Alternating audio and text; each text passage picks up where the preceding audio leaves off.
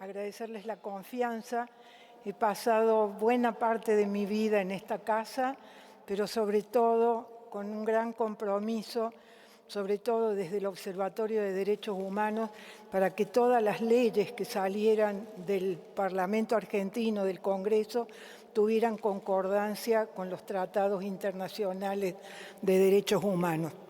De modo que tengo que controlarme para no manifestar la decepción, porque en realidad lo que venimos a hablar es de democracia.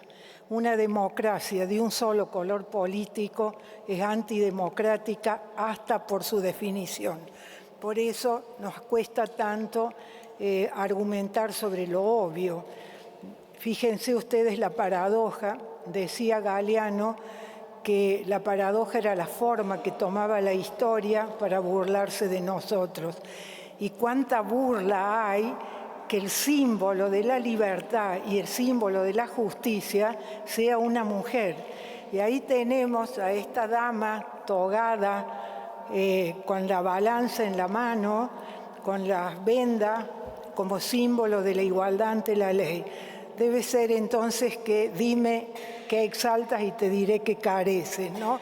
Que tengamos que venir a reivindicar igualdad, que es igual a justicia para el Poder Judicial y para la máxima investidura, la máxima jerarquía del Poder Judicial, la verdad que cuesta mucho. Entonces, si ustedes me permiten, como se ha dicho todo, creo, y agradezco muchísimo todo lo que antecedió,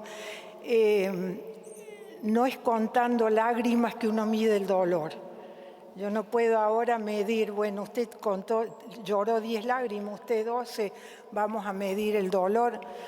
Entonces, tratar de poner en esas cifras que han sido tan elocuentes, tenemos la Corte Suprema nace en el 1860. Fíjense cuántos años hay. La primera mujer juez fue la doctora Balger, madre de una gran periodista que fue Silvina Balger, que fue al exilio, que tuvo un papel muy destacado en el inicio de la democratización. En el inicio de la democratización, cuando yo regresé al país, en esa primavera democrática, había un concurso que tenía un gran prestigio en el país, que era un concurso que hacía Coca-Cola sobre diferentes actividades. Y recuerdo que a mí me tocó ser jurado en el área de sociales, y me acuerdo que en el en inicio de la democracia, los primeros años, premiamos un trabajo que había hecho una periodista que era precisamente Alicia en el País de las Balanzas y que mostraba cómo tenía una base el Poder Judicial de mujeres y que a medida que se ascendía en la pirámide quedaban en soledad. Las cifras eran claras, en esa época había el 27% de mujeres en el Poder Judicial en los años 90, pero fíjense ustedes, en esa misma fecha el 60% de las mujeres estaban en las facultades de Derecho. Supongo que eso se ha mantenido y hoy podemos decir que hemos avanzado, porque hoy tenemos 57% de mujeres en el Poder Judicial. Pero lo cierto es que hemos tenido un gran retroceso, porque después de haber tenido dos juezas que marcaron la Corte, porque crearon las oficinas de la mujer y de violencia, que es donde nos documentan y donde año a año nos preparan estudios para mostrarnos esta foto primera que nos mostraba la doctora, de cómo los números son elocuentes y cómo seguimos retrocediendo. Porque permítanme que haga un paréntesis para hacer un comentario perturbador. Nunca ha habido tal prédica feminista en la historia y, sin embargo, se está registrando hoy en el mundo un gran retroceso de presidentas, jefas de Estado en las máximas investiduras. Es decir, ha habido solo en 2 o 3 años, yo no recuerdo ahora el número, pero lo cierto es que se está retrocediendo. ya se está hablando del síndrome Borgen, un poco de la ficción danesa, de por qué las mujeres abandonan la política. ¿Qué pasa? ¿La política nos expulsa o todavía sigue siendo absolutamente una cuestión de varones? Pero para no extenderme, quería contarles, para humanizar estos números, la primera juez asumió en el año 57, ¿no?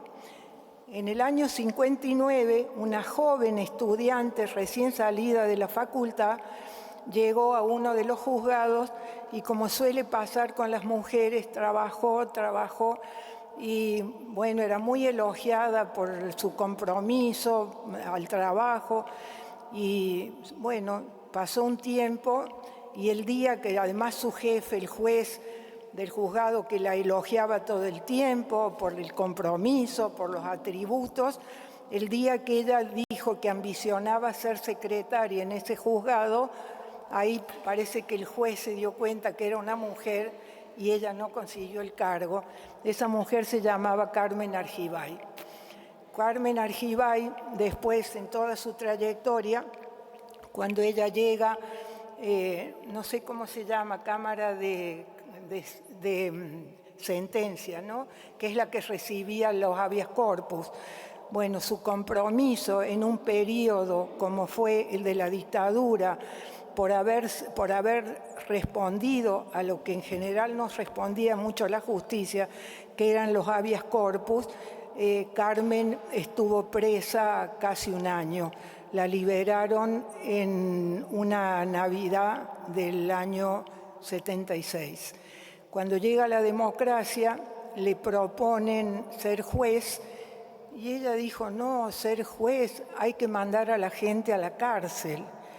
Después la convencieron y, bueno, ya conocemos la trayectoria de Carmen. Yo he tenido el privilegio de estar en el Tribunal de La Haya, donde Carmen Argibay ha dejado una marca indeleble, como la recuerdan, y cómo ha dejado bien a nuestro país, que de eso se trata.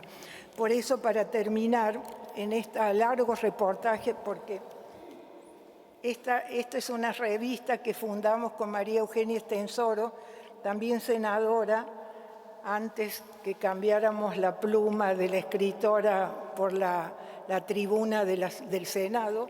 Hicimos esta revista en los años 90 y dedicamos un número especial a mujeres en la justicia, y de ese número hicimos una larga entrevista, investigación, y lo que ahora, cuando leía para compartir con ustedes, era interesante porque la mayoría de las mujeres entrevistadas se quejaban de los padrinazgos políticos.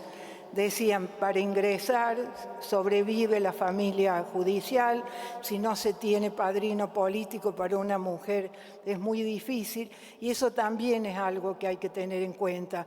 Casi como yo al inicio, cuando se hablaba de la paridad y del cupo en la política, siempre provoqué diciendo, somos más, pero ¿de qué sirve si se siguen nombrando a las esposas, a las amigas y sigue siendo, es decir, dependemos de los hombres? Pero eso tengo que pedir disculpas, porque realmente sin las leyes de paridad y sin las leyes de cupo tendríamos que esperar, como dice Naciones Unidas, 130 años para que haya una equivalencia.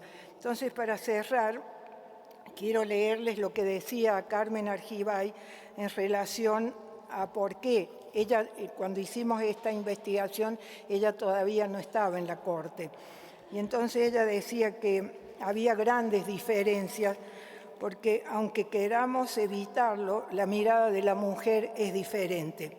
En muchos casos tiene más noción de la realidad que el hombre.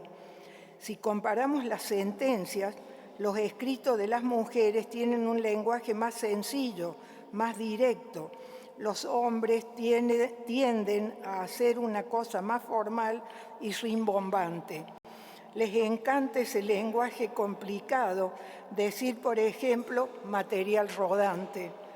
La jueza cree también que las mujeres son menos corruptibles que los hombres. Hay muchas investigaciones, decía Carmen, que demuestran que las mujeres no responden al poder político en igual medida. Las jueces que se lucieron son pocas, pero para mí ahí entraron en juego otras cosas.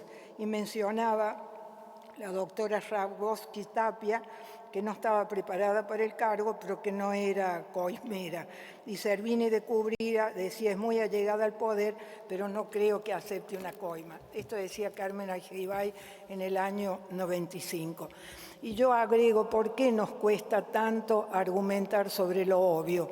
Ahora que la neurociencia, que la cuántica, hasta la química demuestra que gracias a la oxitocina que segregamos las mujeres, tenemos muchas más habilidades para trabajar sobre las situaciones de estrés.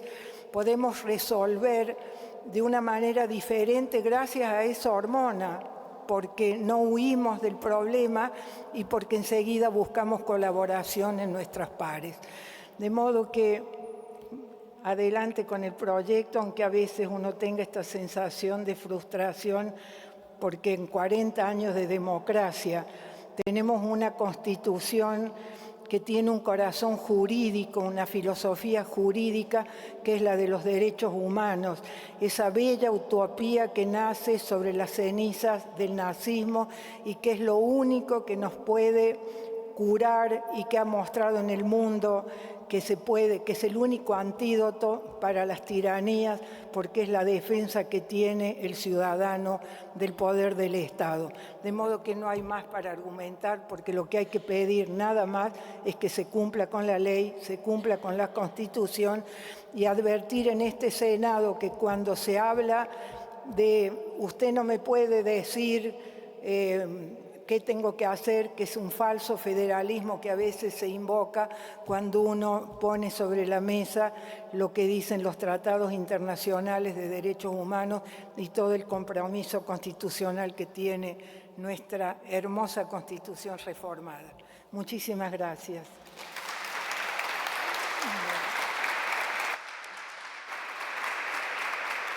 Disculpa, señora